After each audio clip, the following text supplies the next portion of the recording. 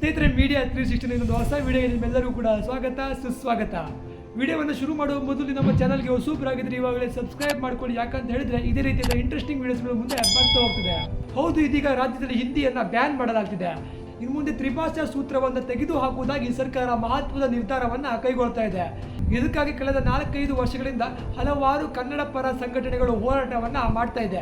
ಯಾವ ರಾಜ್ಯದಲ್ಲೂ ಕೂಡ ಇರದೇ ಇರುವಂಥ ಈ ತ್ರಿಭಾಷಾ ಬೋಧನೆಯನ್ನು ತೆಗೆದು ಹಾಕಬೇಕಾಗಿ ಸರ್ಕಾರದಲ್ಲಿ ಮನವಿಯನ್ನು ಇಡ್ತಾ ಇದ್ದಾರೆ.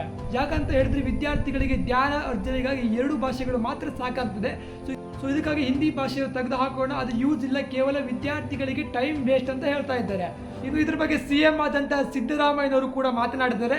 ಇನ್ನು ಮುಂದೆ ನಾವು ಕೇವಲ 2 ಭಾಷೆಯನ್ನು ಮಾತ್ರ ಮಕ್ಕಳಿಗೆ ಬೋಧನೆಯನ್ನು ಮಾಡ್ತೀವಿ, ಹಿಂದಿ ಭಾಷೆಯನ್ನು ಕೈ ಬಿಡಲಾಗುತ್ತೆ ಅಂತ ಕೂಡ ಹೇಳ್ತಿದ್ದಾರೆ.